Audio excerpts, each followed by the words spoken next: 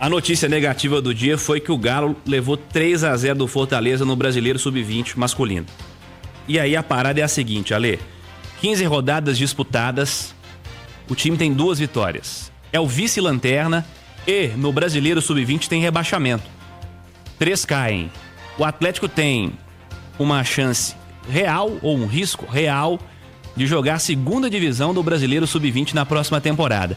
Conversava mais cedo com o Edu Panzi aqui na turma do bate-bola e ele me dizia, conversou com algumas pessoas do Atlético e há já uma leitura interna, parecida com a que eu trouxe do programa, de que, pra mim, a base não é pra formar time pra ganhar campeonato. Que ninguém lembra quem foi o campeão Sub-20 do ano passado. Não serve pra isso. Mas todo mundo lembra quando abre o elenco profissional e vê quantos atletas formados no clube integram esse elenco. Esse Sub-20 do Atlético, que é o 19º colocado do Campeonato Nacional, ele reflete uma realidade de descaso com a categoria de base nas últimas temporadas. Salva-se muito pouco, quase nada da categoria de base do Atlético atualmente. O Galo forma grandes goleiros ainda. 2 dos goleiros dos 3 do profissional são da categoria de base. No Sub-20 os goleiros são bons, no Sub-17 os goleiros são bons. Tem muitos bons goleiros aí no Atlético, isso é fato. Agora, basta olhar o elenco profissional e ver quantos atletas formados recentemente no clube compõem o elenco de cima, o time de cima. Se a base não ganhar nada, mas tiver ali 3, 4, 5, 6, 7 jogadores em condição de jogar no elenco profissional, tá tudo certo. Mas a questão é, a base do Galo não revela e pelo visto também não tem desempenho, né? De novo estão mudando aí o projeto, trocou diretoria, trocou treinador e esperamos que daqui a certo tempo, que também não resolve da hora para outra, que a base do Galo volte a revelar frutos interessantes aí pro seu elenco profissional. Porque, cara, vice-lanterna com 2 vitórias em 15 e você abre o elenco profissional do Galo, não tem ninguém. É chocante, Ale. Eu acho que você faz a somatória e aí você chega a uma conclusão. Por quê que eu falo isso? Ô Cirilo, tem muito time que, por exemplo, não joga o campeonato Sub-20 com os jogadores ali de último ano, de penúltimo ano. Tem muito time que joga, por exemplo, com 17, tem meninos de 15 anos, né? Os do 20 já estão no profissional, né? Já foram aproveitados, já estão vivendo uma outra realidade.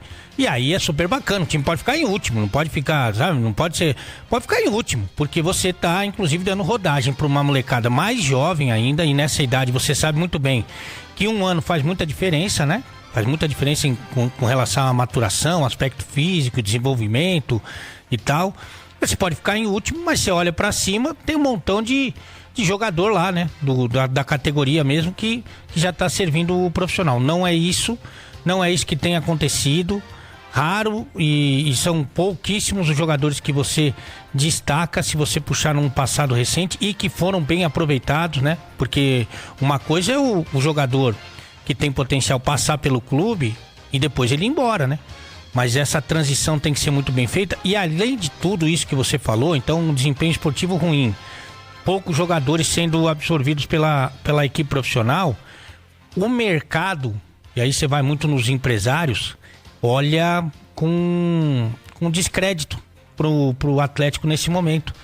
Porque fala, olha, se tiver uma proposta pior financeiramente, a gente sabe que rola muito dinheiro para os grandes jogadores jovens, eles vão preferir. Por quê? Porque tem um projeto, porque tem um planejamento, porque é comum os jogadores jovens subirem, né? E isso hoje não acontece no Atlético, e aí eu vou ter que citar 2 dos times mais importantes do futebol brasileiro, que tem ganho muita coisa nos últimos anos, Palmeiras e Flamengo, que tem investimentos gigantescos, que trazem jogadores de nível europeu, estão sempre promovendo jogadores da base, que devolvem tecnicamente e que evidentemente devolvem financeiramente. Por quê? Porque é feito um investimento muito sério. Base não é gastar dinheiro, base é investimento, tanto em estrutura como em pessoal e até como atleta. E se isso não for reformulado, o Atlético vai sofrer por mais um tempo. Você pega o elenco profissional, os goleiros reservas são da categoria de base. O Delfim e o Átila são os 2 principais e o Robert também é considerado como parte do elenco profissional, apesar de jogar no Sub-20.